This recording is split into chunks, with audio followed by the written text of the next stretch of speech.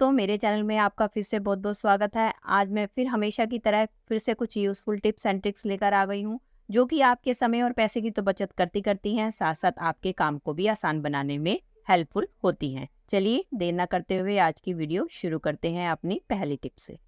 चलिए फ्रेंड, मेरी पहली टिप होने वाली है इस तरीके के लेदर शूज़ को लेके। दोस्तों, कई बार हमें शादी पार्टी वगैरह में जाना होता है तो हमें इनको क्लीन करने के लिए शू पॉलिश की ज़रूरत होती है, लेकिन कई बार वो हमारे पास अवेलेबल नहीं होती है। तो एट ए टाइम ना हमारे पास टाइम होता है कि हम मार्केट से जाकर उसको खरीद के लेकर आए। तो उसके लिए बहुत ही बढ़िया ट्रिक लेकर आई हूँ कि अगर आपके सामने भी ऐसी प्रॉब्लम आ जाए तो उसको आप कैसे सॉल्व कर सकते हैं। तो आप लें अपने घर पे रखी हुई वैसलीन, जो कि हमारे अक्सर घर पे सबके होती हुई। तो आप क्या करें, वैसलीन को लेके थोड़ा थोड़ा आपने जिस भी शूज़ को आपने क्लीन करना, वैसलीन को लेके आप इस तरीके से अपने शूज़ के ऊपर लगा लें। इसके बाद आपने लेना है टिश्यू पेपर, और टिश्यू पेपर की मदद से आपने अपने शूज़ को इस तरीके से क्लीन करना है।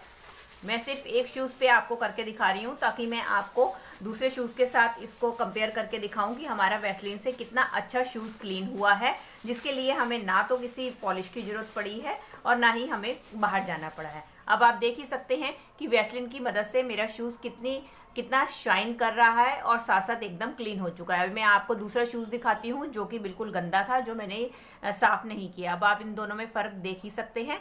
तो आपको नेक्स्ट टाइम जब भी इस तरीके की कोई प्रॉब्लम आए तो आप ये ट्रिक इस्तेमाल कर सकते हैं। चलिए फ्रेंड, बढ़ते हैं अगली टिप की तरफ। मेरी अगली टिप होने वाली है मच्छर को लेके। दोस्तों, हम सब देख ही रहे हैं कि आजकल मच्छर कितने ज़्यादा बढ़ते चले जा रहे हैं। हम जितनी मर्जी प्रिकॉशंस लें, कोई ना कोई मच्छर आके हमें काट ही लेता है। तो उस टाइम पे जहाँ भी वो कट करता है तो हमारे शरीर में बहुत ज़्यादा ईचिंग होती है, जिसके कारण हमारी वो जगह जहाँ पर कट करता है मच्छर वो सूज भी जाती है और साथ साथ वहाँ पे रेडनेस भी आ जाती है। और ईचिंग तो है कि बंद होने का नाम ही नहीं लेती है, जिसके कारण हमें काफ़ी इरिटेशन होती है। तो उसको दूर करने का बहुत ही बढ़िया उपाय लेकर आई हूँ कि आपने क्या करना है। उसके लिए आपने लेना है शहद।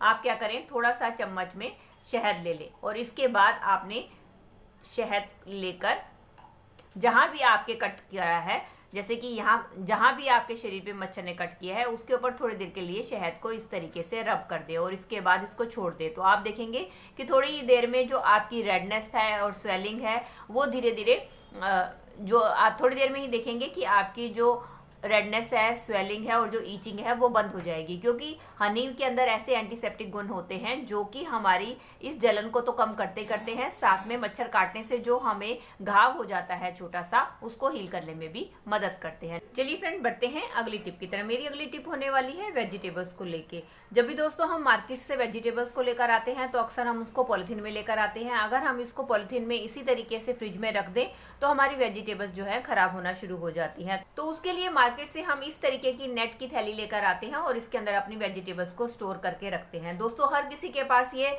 थैलियां अवेलेबल तो नहीं होती हैं, तो हर किसी के पास ये थैलियां अवेलेबल नहीं होती हैं। तो उस टाइम पे हम फ्रिज में इनको कैसे स्टोर करके रखें।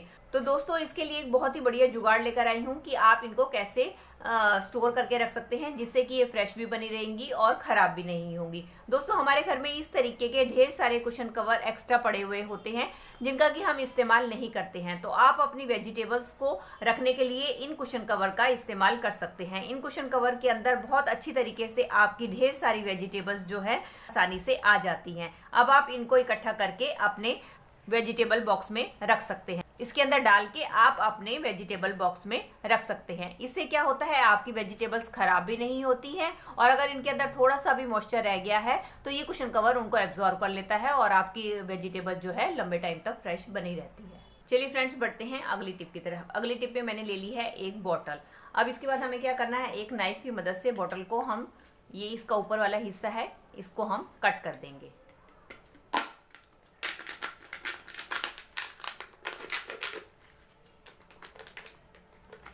ये देख सकते हैं दोस्तों, मैंने इसको ऊपर से कट कर दिया। अब हमें क्या करना है, अब हमें लेनी है सीजर और सीजर की मदद से हम क्या करेंगे, इसको पहले तो थोड़ा सा लेवल में कर देंगे। अब हम क्या करेंगे, इसको ऊपर से इस तरीके से हमें थोड़ा थोड़ा कट करना है। इस तरीके से पूरी बोतल पे हम थोड़े थोड़े कट लगा लेंगे। अब देख सकते हैं दोस्तों, मैंने इसको इस तरीके सारी तरफ मैंने कट लगा लिए हैं। अब इसका इस्तेमाल कैसे करना है, चलिए आपको दिखाती हूँ। दोस्तों कई बार हमें दही को एग को बीट करना होता है और हमारे पास बीटर नहीं होता, और कई बार तो कुछ बच्चे हॉस्टल में रहते हैं जिनके पास ऐसे सामान अवेलेबल नहीं होते। तो इस टाइम पे हमें अगर इनको बीट करना है तो हम कैसे करें। तो हमने ये जो टूल बनाकर तैयार किया हुआ है, इसकी मदद से मैं आपको दिखाती हूँ कि आप अपने दही या एग वगैरह को कितनी आसानी से बीट कर सकते हैं। अब देखिए, जैसे मैंने दही ले लिया है, अब इसके अंदर मैं डालूंगी थोड़ी सी मिर्ची, या जो भी आप मसाले डालना चाहते हैं आप मसाले डाल लें, और इसकी मदद से आप बड़ी आसानी से अपने दही को बीट कर पाएंगे। ये देखिए, ये देख सकते हैं हमारा दही कितनी अच्छी तरीके से बीट हो गया है। अगर आपके पास बीटर नहीं है तो बड़ी आसानी से आप अपने एग को या दही को बड़ी आसानी से इस प्लास्टिक बोतल से जो हमने टूल तैयार किया है उसकी मदद से इजीली बीट कर सकते हैं। चलिए फ्रेंड, देख लेते हैं अगला जुगाड़। मेरा अगला जुगाड़ भी होने वाला है इस तरीके की प्लास्टिक की बोतल को लेके। इसके लिए हम क्या करेंगे, प्लास्टिक की बोतल को हम इसको ऊपर से इस तरीके से कट कर देंगे। ये देखिए दोस्तों, मैंने प्लास्टिक बोतल को ऊपर से कट कर दिया है। इसका इस्तेमाल हम कैसे करेंगे। दोस्तों कई बार जब हम मार्केट में इस तरीके से पॉलिथीन में दाल लेकर आते हैं और आधी हम कंटेनर में फिल कर लेते हैं और आधी इसके अंदर बच जाती है, तो हम अक्सर क्या करते हैं, इस तरीके से गिठा लगाकर उसको कहीं पे भी रख देते हैं, जिसके कारण क्या होता है, गिठा थोड़ी सी भी लूज रह जाती है या हो जाती है, जिसके कारण हमारी दाल जो है बिखर के नीचे गिर जाती है, जिसके कारण हमारा काफी नुकसान होता है। तो उसका बहुत ही बढ़िया जुगाड़ लेकर आई हूँ कि आपने क्या करना है, ये जो हमने बोतल का हिस्सा कट किया है, आप क्या करें, इसको आप अपने पॉलिथीन के अंदर इस तरीके से डाल लें। इस तरीके से मैंने इसको अपनी बोतल के अंदर डाल लिया है। अब इसका ये फायदा होगा कि अगर हमें दाल को किसी दूसरे कंटेनर में निकालना है तो भी हमें बहुत ही आसान हो जाएगा। इसकी मदद से आप बहुत ही आसानी से दाल को किसी दूसरे कंटेनर में भी निकाल सकते हैं। इससे क्या होगा, आपकी दाल भी इधर उधर नहीं बिखरेगी और बड़ी आसानी से आपकी दाल निकल भी जाएगी। और दूसरा ये फायदा है कि जब आपका काम खत्म हो जाए तो आप क्या करें, इसको इस तरीके से बंद करके भी रख सकते हैं। इससे क्या होता है, एक तो आपकी दाल बहुत अच्छी तरीके से सील पैक हो जाती है और ये कहीं गिरती भी नहीं है, और दूसरा इसका ये फायदा है कि अगर आपके पास स्पेस नहीं है इसको रखने का तो आप इसकी मदद से इसको कहीं भी हैंग करके आसानी से रख सकते हैं। चलिए फ्रेंड, अब प्लास्टिक बोतल का हम अगला जुगाड़ देख लेते हैं कि इसका इस्तेमाल कैसे करेंगे। तो इसके लिए आप कोई भी प्लास्टिक की बड़ी बोतल ले लें, जैसे कि मैंने ये ली है। उसके बाद हम क्या करेंगे, नाइफ की मदद से इसको पीछे से कट कर देंगे।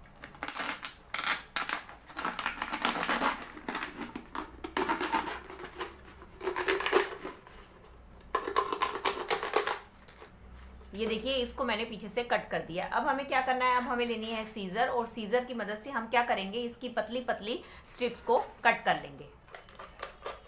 बस आपको ध्यान रखना है कि आपने जो इसकी स्ट्रिप कट करनी है वो आपने बहुत ही ज़्यादा पतली कट करनी है, क्योंकि जितनी पतली स्ट्रिप आप कट करेंगे उतना ही आपका ये बहुत ही बढ़िया ऑर्गेनाइजर बनकर तैयार हो।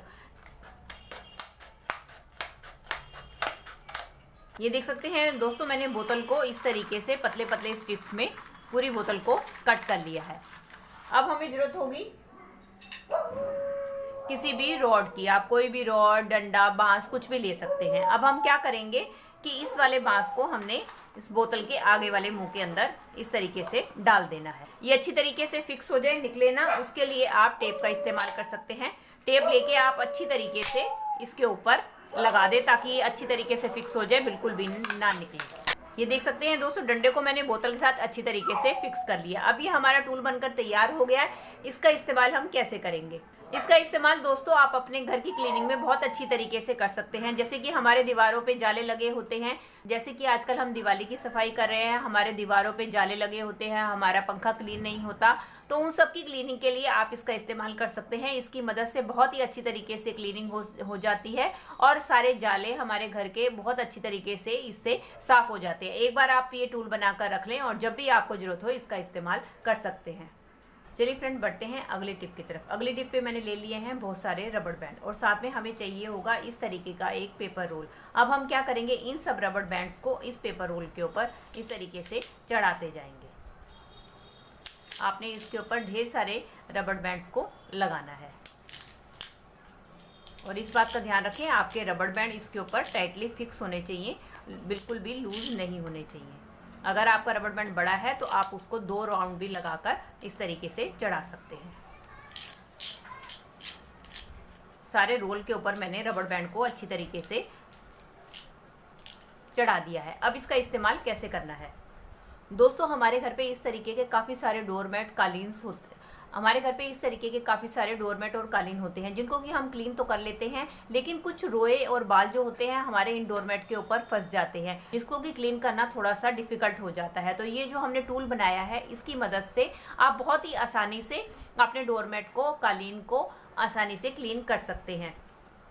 इसके लिए आपने क्या करना है, इसको आपने धीरे धीरे इस तरीके से इसके ऊपर इस तरीके से रगड़ना है। इस तरीके से जब आप धीरे धीरे इसके ऊपर रब करेंगे तो आप देखेंगे इसके अंदर फंसे हुए जितने भी रुएं और बाल हैं वो आपके रबड़ बैंड के साथ चिपक जाएंगे और आपका डोरमेट है बिल्कुल अच्छी तरीके से क्लीन हो जाएगा। इसका इस्तेमाल आप अपनी बेडशीट को क्लीन करने के लिए भी कर सकते हैं, क्योंकि कई बार बेडशीट के ऊपर भी छोटे छोटे बाल ऐसे गिर जाते हैं जो कि हम वैसे उसको क्लीन करते हैं तो साफ नहीं होते। तो इस तरीके से जब आप अच्छी तरीके से इस रोल को अपने बेडशीट के ऊपर या अपने कालीन या डोरमेट के ऊपर इस तरीके से करेंगे तो आप देखेंगे कि एकदम आपके जो सारे के सारे बाल हैं वो आपके इसके ऊपर इकट्ठे हो जाएंगे। चलिए मैं आपको दिखाती हूँ। ये देख सकते हैं आप दोस्तों, जितने भी बाल थे वो सारे के सारे मेरे इसके ऊपर आकर इकट्ठे हो गए हैं। तो दोस्तों ये थी मेरी आज की वीडियो। आई होप आपके लिए यूजफुल रही होगी। अगर इनमें से कोई भी टिप आपको हेल्पफुल लगी है तो दोस्तों इसको लाइक कीजिएगा और ज़्यादा से ज़्यादा अपने फैमिली और मेंबर्स में शेयर कीजिएगा। और आप मेरे से जुड़े रहना चाहते हैं और इसी तरीके की यूजफुल वीडियोस और भी देखना चाहते हैं तो बेल आइकन के साथ मेरे चैनल को भी सब्सक्राइब कर दीजिएगा। चलिए दोस्तों, मिलती हूँ नेक्स्ट वीडियो में। तब तक के लिए bye bye. Thanks for watching.